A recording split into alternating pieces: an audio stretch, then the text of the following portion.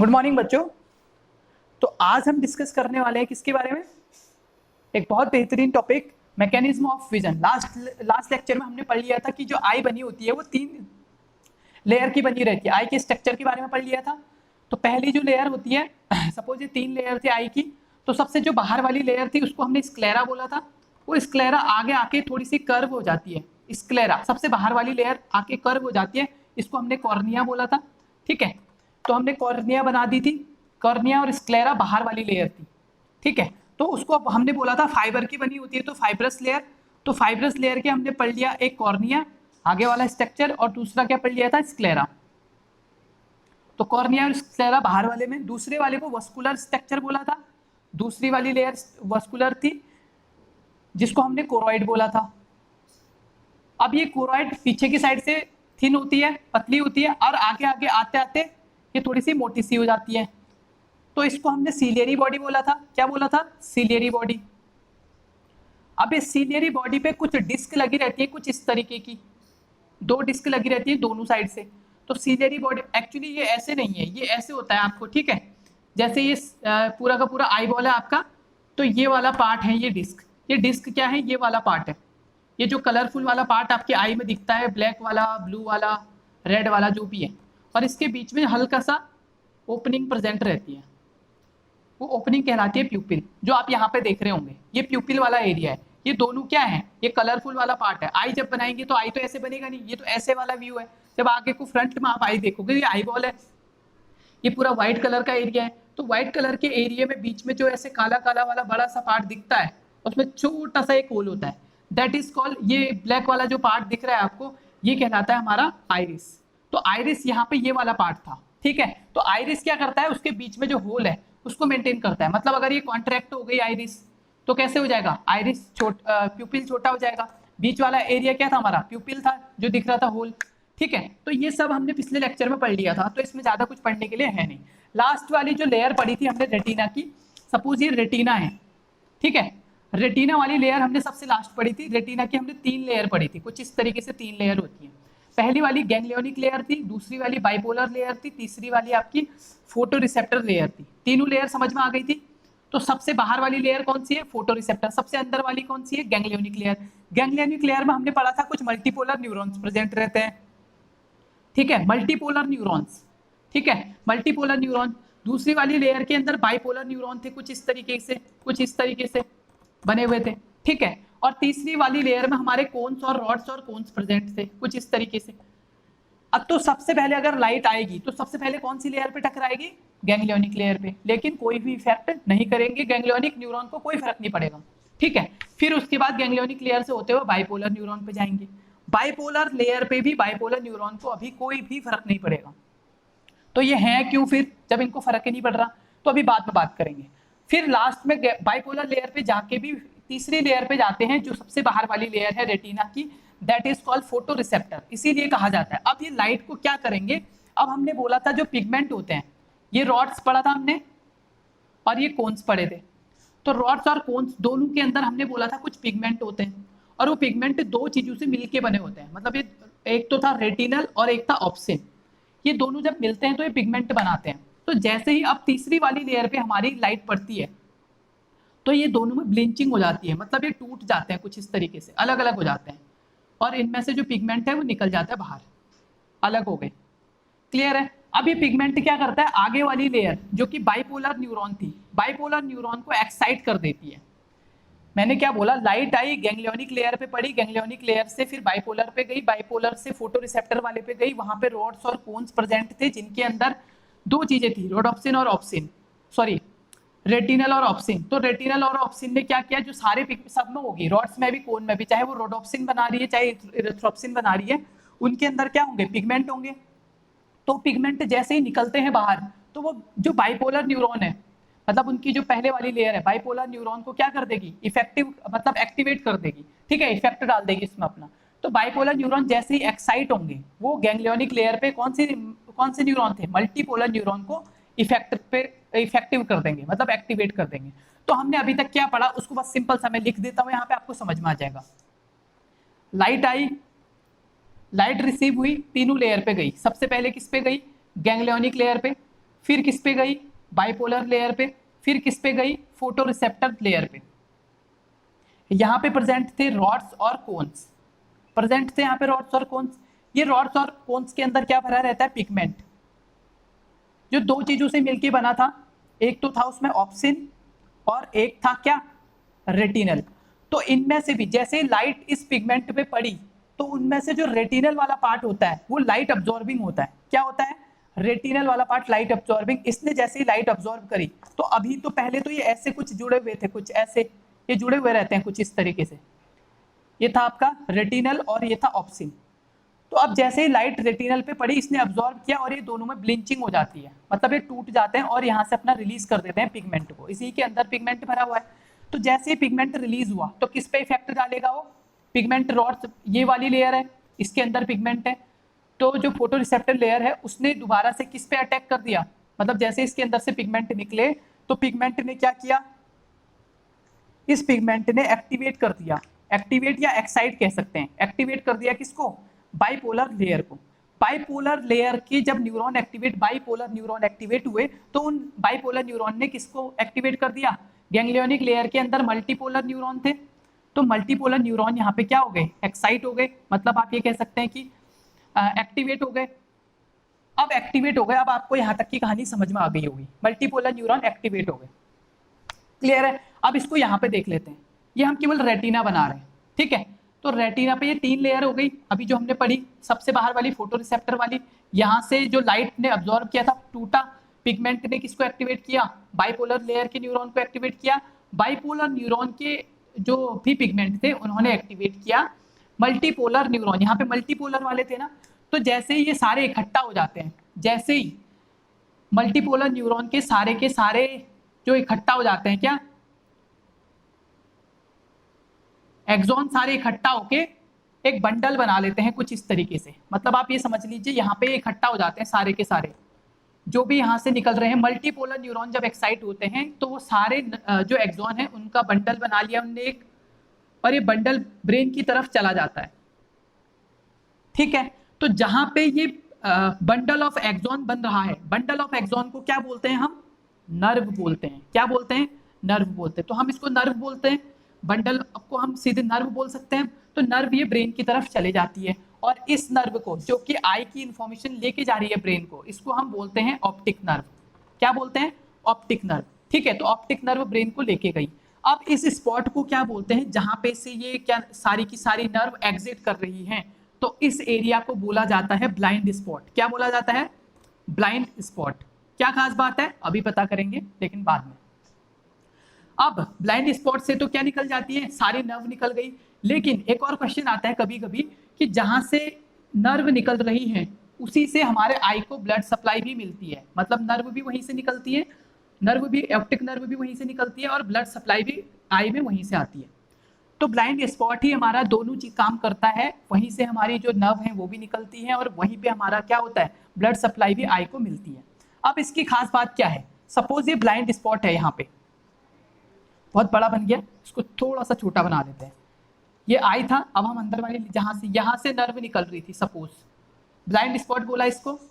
अब इसी के लेटरली एक और स्पॉट प्रेजेंट होता है, उसको हम बोलते हैं येलो स्पॉट। क्या बोलते हैं, येलो स्पॉट।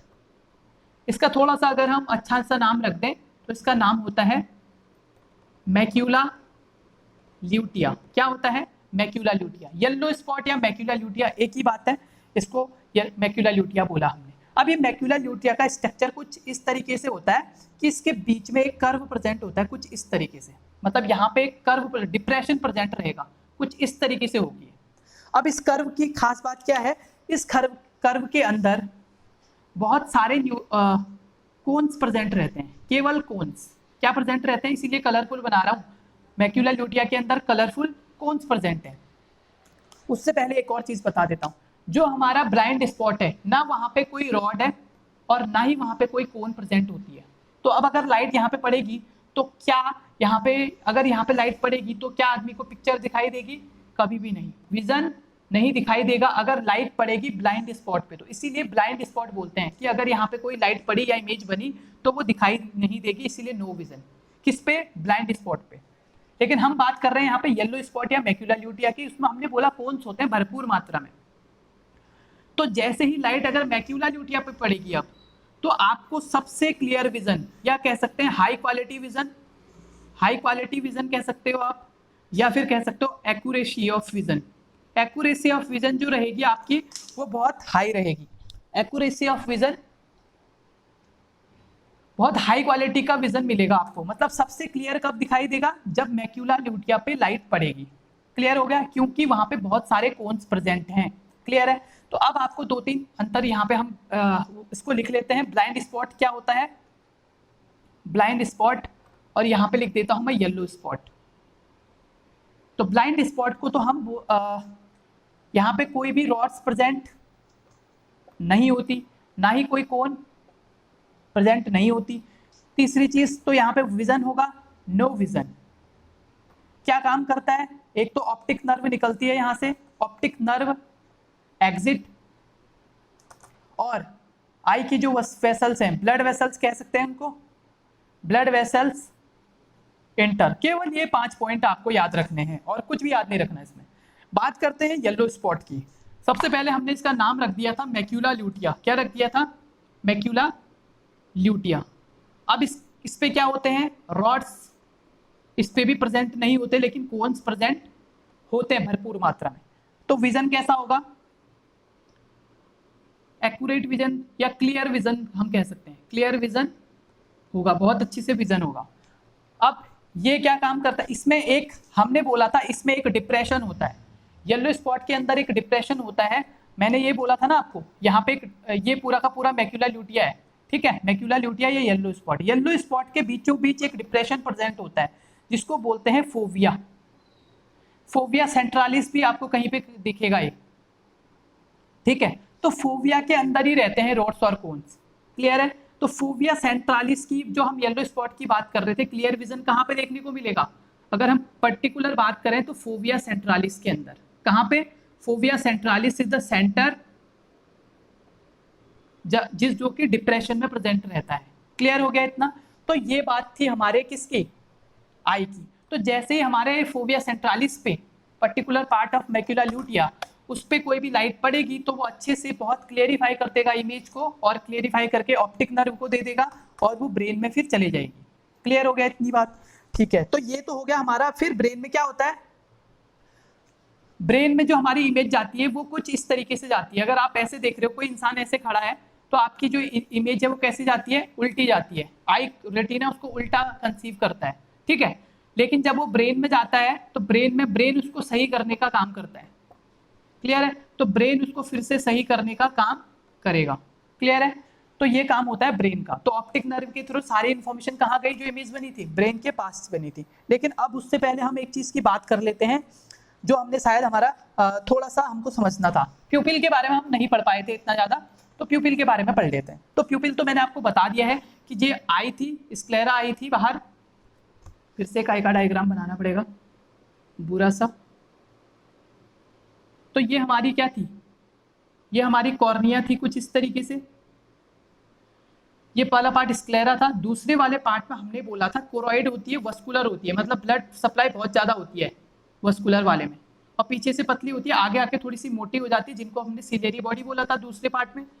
सिलियरी बॉडी से क्या होता है, सिलियरी बॉडी से तो डिस्क निकलते हैं कुछ इस तरीके से। इन डिस्क को हमने आइरिस बोला था। ठीक है, हम यहाँ पे हमने पढ़ लिया ये पूरी की पूरी आईबॉल है, और ये जो कलरफुल वाला पार्ट दिखाई दे रहा है आपको, ये क्या है, ये आइरिस है। ये मसल से बना हुआ होता है। ठीक है, तो इसके बीच में जो खाली स्पेस है उसको हमने प्यूपिल बोला था। अब ये प्यूपिल का साइज छोटा बड़ा कैसे होता है, जैसे अभी बिल्कुल बंद हो गई है प्यूपिल का, कॉन्स्ट्रिक्ट हो गई है बिल्कुल। अब मैंने ऐसा किया तो अब ये बड़ी हो गई है प्यूपिल, जो बीच में खाली स्पेस है वो प्यूपिल है। ठीक है, जहां से लाइट अंदर जानी है। ठीक है, तो प्यूपिल के बारे में बात कर लेते हैं। तो साइज ऑफ द प्यूपिल कैसे डिसाइड होता है वो बात करता हूं आपको। तो प्यूपिल के अंदर ये आइरिस है हमारी, तो आइरिस के अंदर आइरिस कैसे करती है, आइरिस की मसल कुछ इस तरीके से होती है। एक तो ऐसे गोल वाली मसल होती है। ठीक है, क्या होती है, गोल वाली मसल्स होती है कुछ इस तरीके से आइरिस की। ठीक है, प्यूपिल तो कोई खाली जगह है और ये बीच का पार्ट जो आपको खाली वाला दिख रहा है व्हाइट वाला, ये वाला पार्ट प्यूपिल है, यहाँ से लाइट अंदर जाएगी।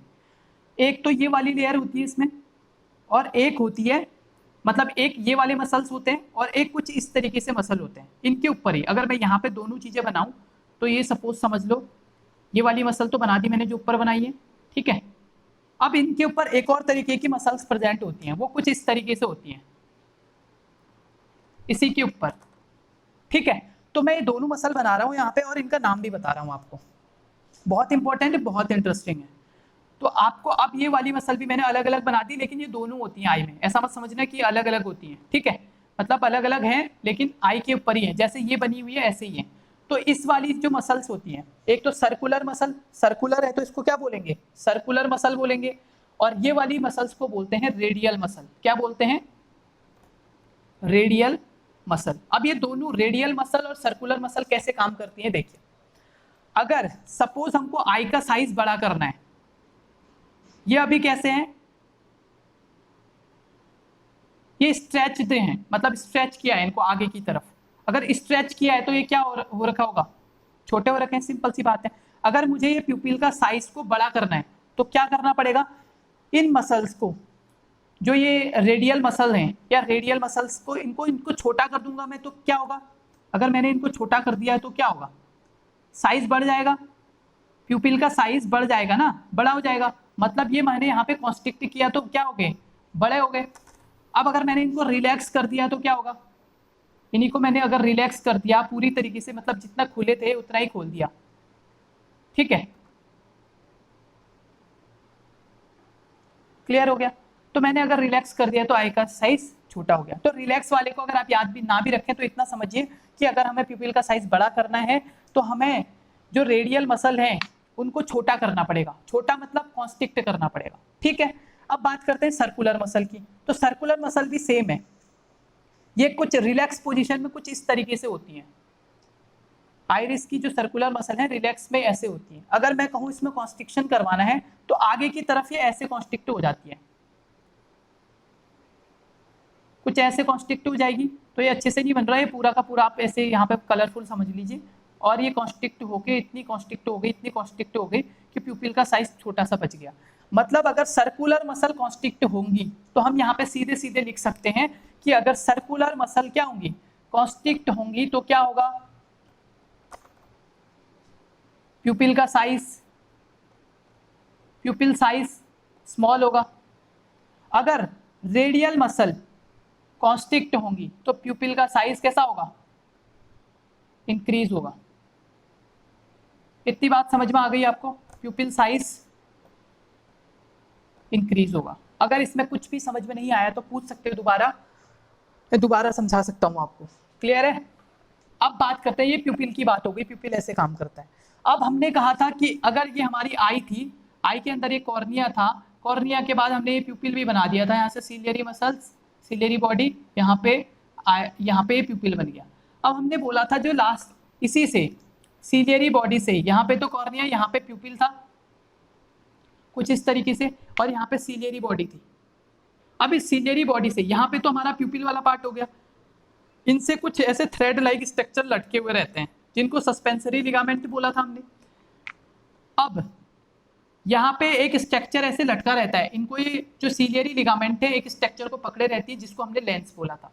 अब ये लेंस होता है कॉन्वेक्स। कैसा होता है, कॉन्वेक्स। अब कॉन्वेक्स कैसा होता है, कॉन्वेक्स होता है, अगर आप उसको ऊपर से देखोगे तो इस तरीके से दिखेगा। अरे आप चश्मे का निकाल के अगर उसको जमीन पे रख दोगे तो ऐसे ही दिखता है ना, फूली हुई रोटी की तरह।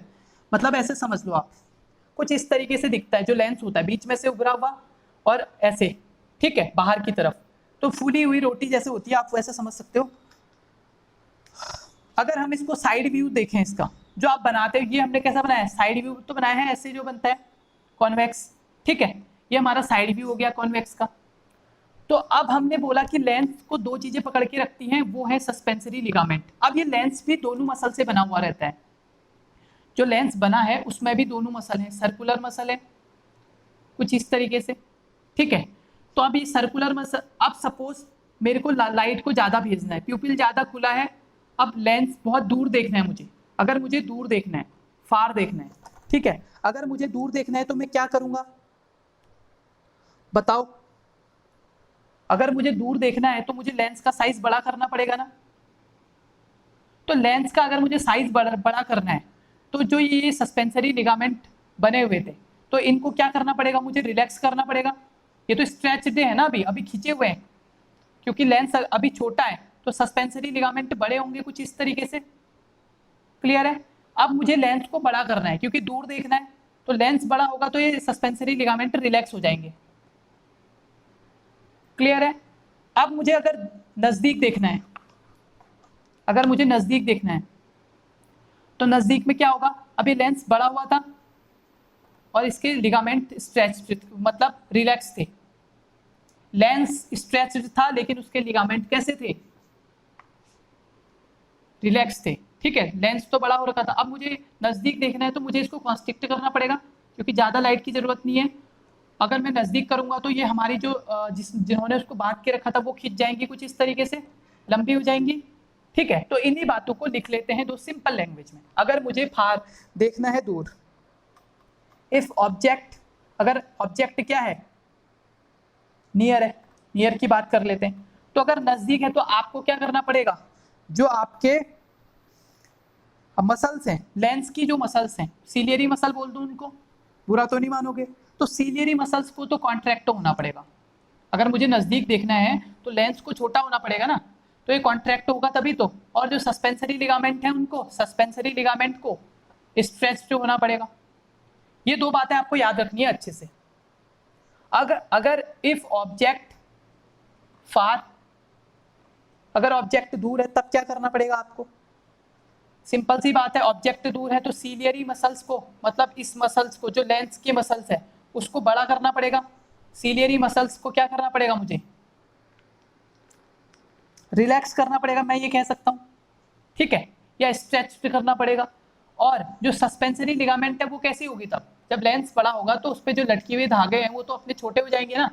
तो ये कैसे रहेंगे सीलियरी मसल्स, ये भी कैसे रहेंगे।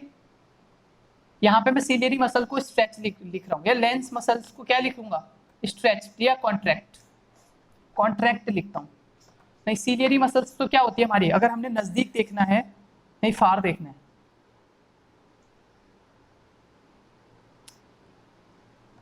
ठीक है, अगर हमने नजदीक देखना तो हमारी सीलियरी मसल कैसी थी, कॉन्ट्रैक्ट हुई थी। ठीक है, सीलियरी मसल कैसी हुई थी, कॉन्ट्रैक्ट हुई थी।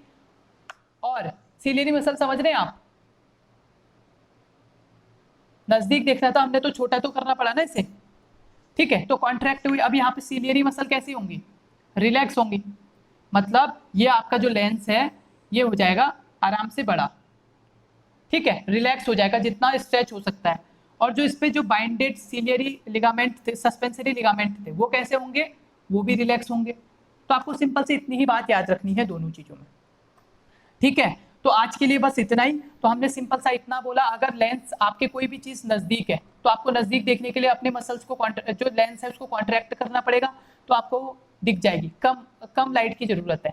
अगर आपको दूर है तो आपको अपने लेंस जितना उसका साइज हो सकता है, मतलब वो रिलैक्स कंडीशन में इतने तक जा सकता है, तो वहां पे आपको अपने आईज को रिलैक्स करना पड़ेगा, मतलब प्यूपिल को डायलेट, जो आपका लेंस है उसको डायलेट करना पड़ेगा, और सस्पेंसरी लिगामेंट भी उस टाइम पे डायलेट होंगे।